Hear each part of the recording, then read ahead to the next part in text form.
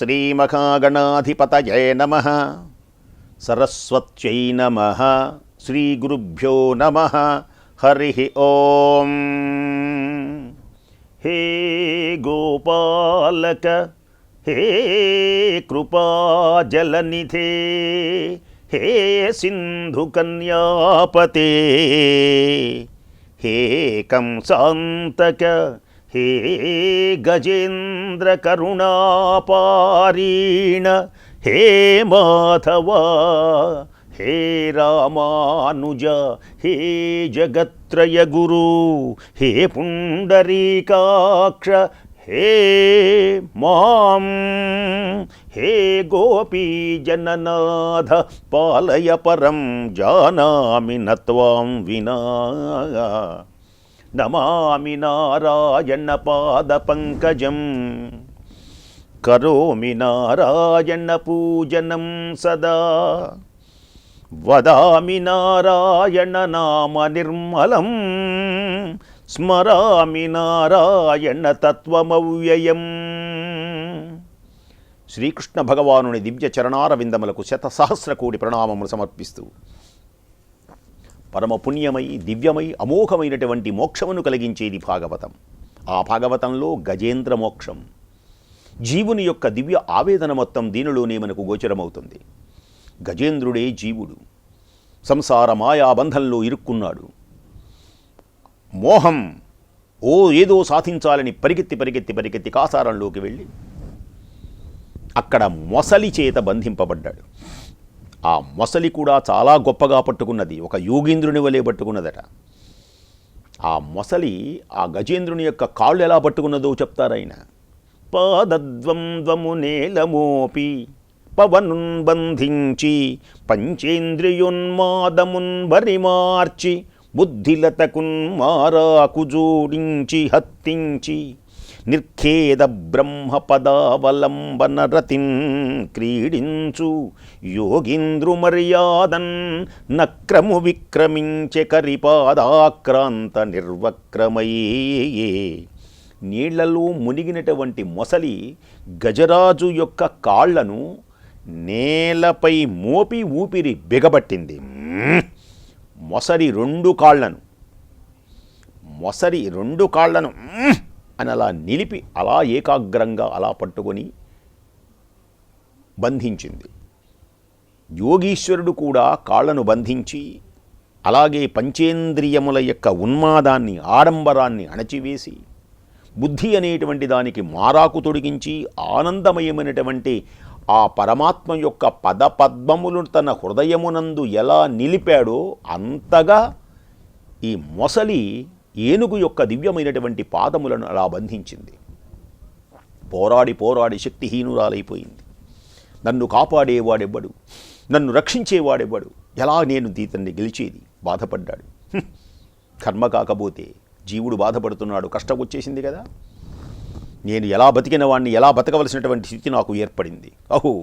అడవిలో అనేక మంది ఏనుగుల యొక్క సమూహము నన్ను గౌరవిస్తూ ఉంటే హాయిగా ఉండవలసిన వాణ్ణి నేను. పోనీ అక్కడ ఉండెను ఉండవలసినటువంటి నేను ఉండకుండా 10 లక్షల కోట్ల ఆడ ఏనుగులకు అధినాథుడనై ఉండి నా దాన జలధారలతో తడిసినటువంటి మంచి గంధపు చెట్ల నీడలలో సుఖంగా ఉండలేక దేనికని ఇక్కడకు రావలే? ఈ మడుగు నాకు ఎందుకు కనపడవలే? ఈ కొనలో నేను ఎందుకు దూరవలే? ఆ మొసలి నన్ను ఎందుకు బంధించవలే? అయ్యో, ఏమీ గతి, నాకు భయం కలుగుతూ ఉన్నది. గజేంద్రుడు పలుకుతూ ఉన్నాడు. నానేక పయూధముల్ వనములోనన్ పెక్కు కాలంబు సన్మానింపన్ దశలక్ష కోటి కరణీనాథుడనై ఉండి మద్దానంభ పరిపుష్ట చందనలతంత ఛాయలందుండలేక నీరాశన్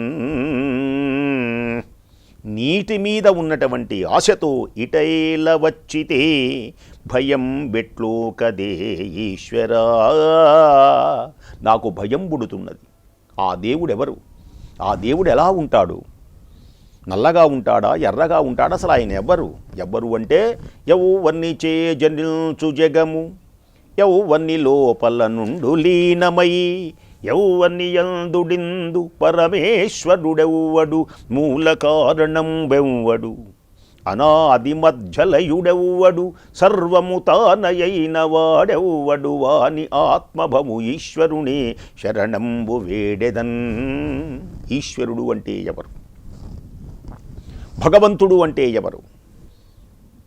ఎవ్వని ఈ లోకము ఎవని వలన పుట్టుతున్నదో, ఎవనితో కలిసి ఉంటున్నదో, చివరకు ఎవనిలో లీనమవుతున్నదో లయమవుతున్నదో, ఎవడు పరమాత్ముడో, ఎవడు ఈ విశ్వానికి మూల కారణమో, ఎవడు పుట్టుట గిట్టుట పెరగటమనేటువంటిది లేకుండా ఉంటాడో, ఎవడు అన్నీ తానై ఉన్నాడో, అటువంటి ప్రభు అయినటువంటి ఆ దివ్యమైనటువంటి ఆ భగవంతుణ్ణి నేను శరణు వేడుచున్నాను. ప్రజల నాలుక మీద తాండవం చేసిన పద్యం. తెలుగు నేల ఈ పద్యము రానటువంటి వ్యక్తి దరిదాపుగా ఉండడు. యౌవని చే జనించు జగమెవ్వని లోపల నుండు లీనమై యౌవని యందుడిందు పరమేశ్వరుడెవ్వడు మూల కారణం బెవ్వడు అనాది మధ్యలయుడెవ్వడు సర్వము తానయైన వాడెవ్వడు వాని ఆత్మభవు ఈశ్వరునే శరణంబు వేడెదన్. సృష్టిస్థితిలయ కారకుడైనటువంటి వాడై అందరిలో వ్యాపించి ఉన్నటువంటి ఆ భగవంతుణ్ణి నేను ధ్యానిస్తున్నాను. ఎవరో ఆయన? ఆ ఈశ్వరుడెవరు? ఒక పరి జగముల వెలునిడి, ఒక పరి జగముల వెలునిడి, ఒక పరి లోపలికి గొనుచు ఉభయముతానై సకలార్థ సాక్షియగు అయ్య కలంకుని ఆత్మమూలు అర్ధిన్ తలతున్. అద్భుతమైనటువంటి ఉపనిషద్ వాక్యాలన్నీ దీనిలో పొందుపరిచాడు బొమ్మెరపోతల. ఎవరు ఆ భగవంతుడు అంటే, ఒకసారి లోకాలన్నీ సృష్టి చేస్తాడు, ఇంకొకసారి అన్నీ తనలోనే తీసుకుంటాడు. ఒక సాలె పురుగులాగా. ఒక సాలె పురుగు చూడండి, ఆ ఇంట్లో నుంచి జర్రను జారుతుంది, ఇంత దారం మళ్ళీ దానిలోనే తీసుకుంటుంది. అంతే ఈ జగత్తు మొత్తాన్ని ఒక్కసారి సృష్టించేది ఆయనే, మళ్ళీ తనలోని చేర్చుకుంటూ ఈ లోకాలు రెండూ తానై చేర్చుకుండేది ఆయనే, ఇచ్చేది ఆయనే, ఇచ్చేది ఆయనే, చేర్చుకుండేది ఆయనే. అన్ని విషయాలను ఆలోకిస్తూ ఆత్మలకు ఆత్మయైనటువంటి పరమాత్మను నేను ఆసక్తితో ధ్యానం చేస్తున్నాను. ఆ మహానుభావుణ్ణి త్రికరణ శుద్ధిగా నేను భావిస్తున్నాను, నన్నుచ్చి కాపాడమని. ఇంకా ఏం చేస్తుంటాడు ఆ మహానుభావుడు అంటే, లోకంబుల్లు లోకేశులు లోకస్తులు తెగిన తుదిని, లోకంబుల్లు లోకేశులు లోకస్తులు తెగిన తుదిన్ అలోకం బగు పెంచి కటికవ్వల నెవ్వడు ఏకాగృతి వెలుగు అతనినే సేవింతున్. లోకాలు ఈ లోకములను పాలించేటువంటి వారు, లోకాలలో ఉండేటువంటి వారు అందరూ నశిస్తారు ఏదో ఒక రోజున. ఈ మేడలు మిద్దలు ఇవేమీ ఉండవంతా జలప్రళయమే. ఎవ్వడు ఏది తీసుకొని వెళ్ళేదే లేదు. పోరాటం ఆరాటమైంది. ఇది భ్రమ. ఇవన్నీ మానుకోండి. ఆధ్యాత్మిక చింతన తప్ప మరొక మార్గమే లేదు. మనిషిని ఐకమత్యాన్ని కలిపేటువంటిది ఆధ్యాత్మిక చింతన. లోకాలు ఈ లోకములను పాలించేవాడు, లోకాలలో ఉండేటువంటి వారు అందరూ నశించిన పిమ్మట కారు చీకట్లు ఆవహిస్తాయి, జలమయమైపోతుంది. ఆ కారు చీకట్లలో అవతల అఖండమైనటువంటి రూపంతో ప్రకాశించేటువంటి దేవుణ్ణి నేను భావిస్తున్నాను అన్నాడు. కవిం పురాణమనుశాసితారం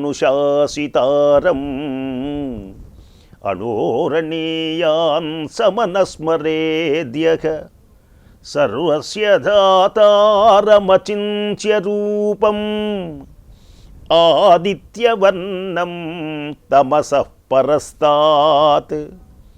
తమస్సు అంటే చీకటి. చీకటి ఆవల ఆదిత్యవర్ణంతో తేజోవర్ణుడై ప్రకాశించేటువంటి ఆ దేవదేవుడు ఎవరున్నాడు?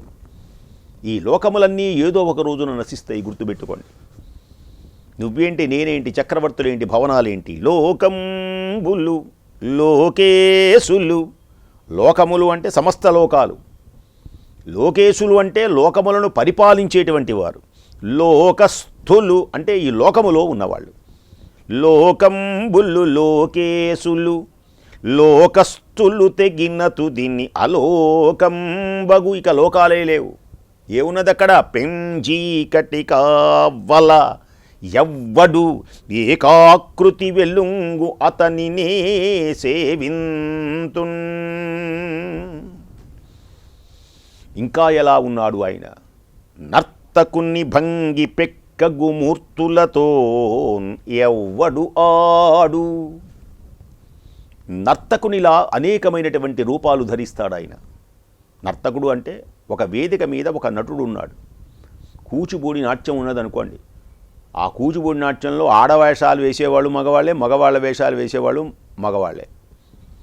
అతనికి అన్ని వేషాలు వస్తూ మన్మధుడి వేషం వేస్తాడు, శివుడి వేషం వేస్తాడు, అవసరం వస్తే సత్యభామ వేషం వేస్తాడు. ఒకే ఒక వ్యక్తి అనేకమైనటువంటి రూపాలు ధరిస్తాడు.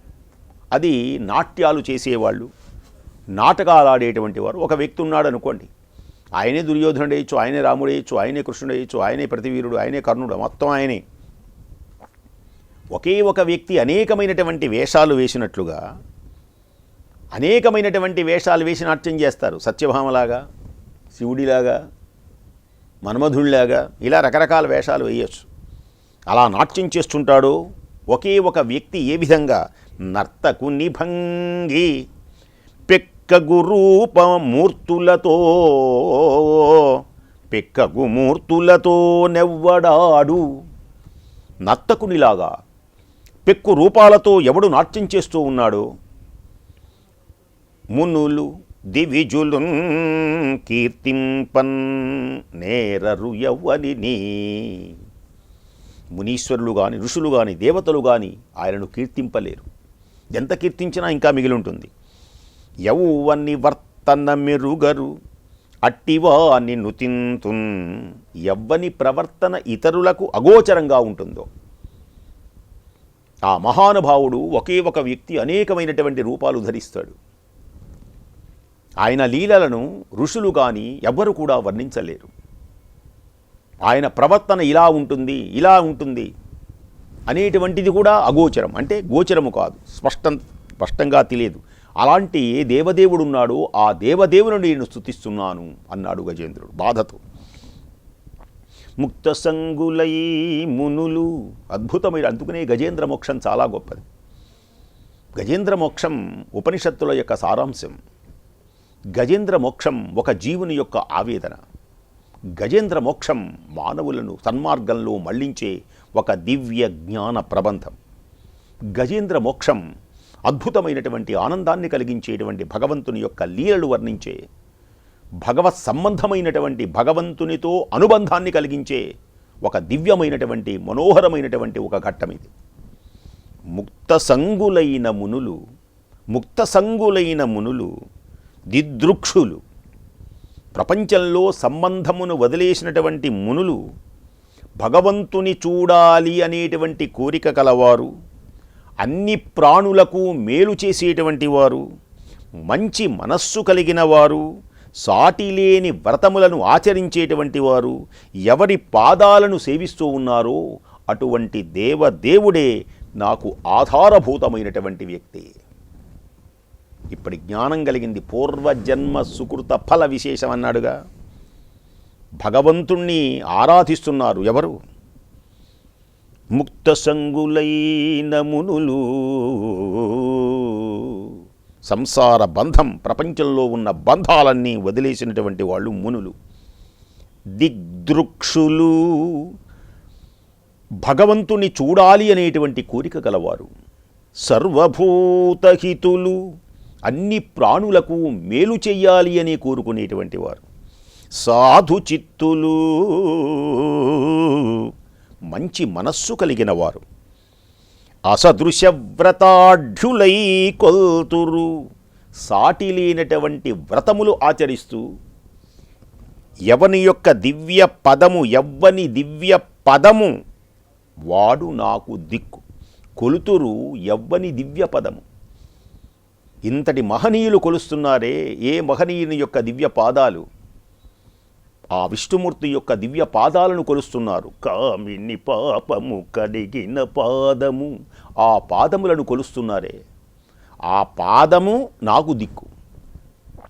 ఆ పాదములను ఎవరు కొలుస్తారు? అజ్ఞానులు కాదు. ప్రపంచ సంబంధము లేనటువంటి మునీశ్వరులు నిరంతరం ఆ నారాయణుని యొక్క దివ్య పాదములను, కామిని పాపము కడిగిన పాదము, పాముతల నిడిన పాదము, ప్రేమతో శ్రీ సతి పిసిగెడి పాదము, పామిడి తురగపు పాదము, బ్రహ్మ కడిగిన పాదము, బ్రహ్మము తాననే పాదము, చెల్లగి వసుధ కొలిచినది పాదము, బలితల మోపిన పాదము, చెల్లగి వసుధ కొలిచినది పాదము, బలితల మోపిన పాదము, తలపక గగనము తల్నిన పాదము, బలరిపుగాచిన పాదము, బ్రహ్మ కడిగిన పాదము, పరమయోగులకు పరి విధముల వరమొసగడిని పాదము, పరమయోగులకు పరి విధముల వరమొసగడిని పాదము, తిరువేంకటగిరి తిరమని చూపిన పరమపదము నీ పాదము, బ్రహ్మ కడిగిన పాదము. అన్నమాచార్యుల వారంట. ఇక్కడ గజేంద్రుడు, ఈ జీవుడు తపిస్తున్నాడు, నన్ను కాపాడు ఓ దేవదేవా. ఏ స్వామి, ఆయన పేరేమిటో తెలియదుగా ఆయనకి. ఎప్పుడు భగవంతుని ఆరాధిస్తే నారాయణను, గోవిందాను, దామోదరాను ఏదో ఒకటి ఉంటుంది. ఈయనకేం తెలియదు. ప్రపంచంతో సంబంధము వదిలేసినటువంటి మునీశ్వరుడు ఎవరున్నారు? భగవంతుని చూడాలి అని కోరిక కలిగినటువంటి వారు, అన్ని ప్రాణులకు మేలు చేసేటువంటి వారు, మంచి మనస్సు కలిగిన వారు, సాటి లేనటువంటి వ్రతములు ఆచరించేటువంటి వారు ఎవని పాదాలను సేవిస్తున్నారు అట్టి దేవదేవుడే నాకు ఆధారమగునుగాక. మహానుభావుడు జీవుడు తెలియకుండానే భగవంతుని ఆరాధిస్తున్నాడు. ఆయన ముక్త సంగులైన మునులు, దిదృక్షులు, సర్వభూతహితులు, సాధు చిత్తులు, అసదృశ్య వ్రతాఢ్యులై కొల్తురు యవ్వని దివ్యపదము, యవ్వని కొల్తురు యవ్వని దివ్యపదము, నా వాడు నాకు దిక్కు. ఇంకా అంటున్నాడు, ఆవేదన చెందుతున్నాడు ఆ గజేంద్రుడు. గజేంద్రుని యొక్క మనస్సు ఆవేదన చెందుతున్నది. ఒక జీవునిలా భగవంతుడు పుట్టుక, పాపము, ఆకారము, కర్మ, నామాలు, గుణాలు లేవు. భగవంతునికి నువ్వు ఏ పేరు పెడితే ఆ పేరే, నువ్వు ఏ రూపం ఉంటే ఆ రూపమే. పుట్టాడంటే పుట్టాడు, లేదంటే లేడు. అసలు ఆయనకు అవన్నీ ఏమి అంటావు, అది విచిత్రం. కాబట్టి ఒక అందమైనటువంటి ఒక బంగారపు శుద్ధ అనుకోండి, ఆ శుద్ధను నువ్వు హారం చేయించుకుంటే హారం, కడియం చేయించుకుంటే కడియం, నీ ఇష్టం, నీ ఆభరణం. అలాగే మట్టి కూడా అంతే. ఆ మట్టి శుద్ధ నువ్వు ఎన్ని రూపాలైనా చేసుకోవచ్చు, ఏ పేరైనా పెట్టుకోవచ్చు. ఈ పేరైనా ఏమీ లేదు. ఉదాహరణకి నోరి నారాయణమూర్తి అని దేహానికి పేరు పెట్టారు, ఇంకో పేరు పెడితే ఆ పేరే. ఈ పేరే ఉండాలని ఏముంది? ఈ దేహానికి ఇంకో పేరు పెట్టుకోవచ్చు. ఆ పేరు పెట్టి, ఏ పేరు పెడితే ఆ పేరు, ఏ రూపమైతే ఆ రూపం. అతడు లోకాలను పుట్టించి నశింపచేయటం కోసం తన యొక్క మాయా ప్రభావంతో ఇవన్నీ ధరిస్తాడు ఆయన. ఆయనే పుట్టించేది, ఆయనే లయం చేసేది, అంతా ఆట ఆయనకి. చివరికి ఏం చెప్పారయ్యా అంటే ఇదంతా ఆట, ఇవన్నీ దేనికి సృష్టించాడు అంటే ఇది ఒక ఆట ఆయనకి. రూపము లేనివాడైనా ఆశ్చర్యకరంగా అంతులేని శక్తితో నిండైనటువంటి రూపాన్ని ధరిస్తాడు, విష్ణుమూర్తిలాగా, రాముడిలా, కృష్ణుడిలా.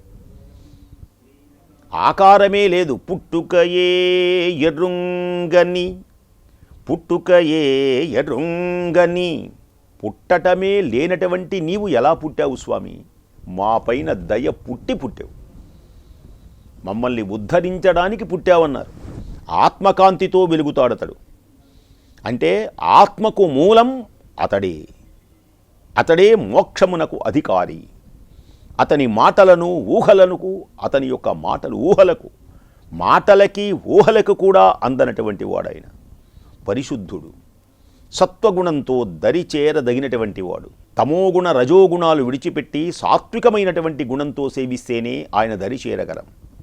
నేర్పులు చేసే ప్రతిఫలాపేక్ష లేనటువంటి కర్మలకు సంతోషిస్తాడు ఆయన. నా వల్ల ఇది కావాలి అనుకోకూడదు. సర్వం నారాయణం, సర్వం ఈ జగత్తంతా విష్ణుమయం అనేటువంటి భావనతో త్యాగబుద్ధి కలిగినటువంటి వ్యక్తులకు ఆయన సంతోషిస్తాడు. అటువంటి దేవునికి నేను నమస్కరించుచున్నాను. ఎంత గొప్ప మాట అన్నాడు ఆయన. భవము పుట్టుక లేదు, పాపము లేదు, ఆకారము లేదు, కర్మ లేదు, నామాలు లేవు, గుణాలు లేనటువంటి వ్యక్తి తన యొక్క మాయాప్రభంతో ఈ లోకములన్నీ సృష్టించి లయం చేస్తూ ఆత్మకాంతితో ప్రకాశించేటువంటి సత్వగుణ ప్రధానులైనటువంటి వారికి దర్శనమిచ్చేటువంటి మహానుభావుణ్ణి నేను నమస్కరిస్తున్నాను. భగవంతుడు శాంతస్వరూపుడు, శాంతము ఆయన యొక్క సొత్తు. భగవంతుడు శాంతస్వరూపుడు, మోక్షమునకు అధిపతి, ఆనందానికి ఆలవాలం, స్వపరభేదము లేనటువంటి వాడు, దుష్టులకు భయంకరుడు, సంసార బద్ధులకు అందనటువంటి వాడు, గుణాల ధర్మం కలిగినటువంటి వాడు, సరళ స్వభావం విశేషమైనటువంటి జ్ఞానం కలిగినటువంటి వాడు, అన్ని ఇంద్రియ కార్యాలు చేసేవాడు, అన్నిటికీ ప్రభువు, సర్వజ్ఞుడు, దయారసానికి సముద్రము వంటి వాడు, అన్నిటికీ మూలపురుషుడు, ఆత్మకు ఆధారభూతమైనటువంటి వాడు, ఇంద్రియాలను ఆజ్ఞాపించేటువంటి వాడు, దుఃఖాన్ని తొలగించేటువంటి వాడు, మాయా అనేటువంటి నీడతో నిండుగా వెలిగేటువంటి వాడు, ఒంటరివాడు, మిగులు గొప్పవాడు, అన్నిటికీ బీజమైనటువంటి వాడు, ఏ కారణము లేనివాడు, అటువంటి స్వామి నన్ను కాపాడునుగాక. జీవుని యొక్క దివ్య ఆవేదనే గజేంద్ర మోక్షం. ఆ భగవంతుడు మనల్ని రక్షించాలి, కాపాడాలి, కష్టములు పోగొట్టాలని మనం ప్రార్థించాలి. అలాంటి పుణ్య దివ్య భవ్య నవ్య మహోన్నతమైనటువంటిది గజేంద్ర మోక్షాన్ని మరల రేపు కూడా ఇదే సమయం మనకు విందాం.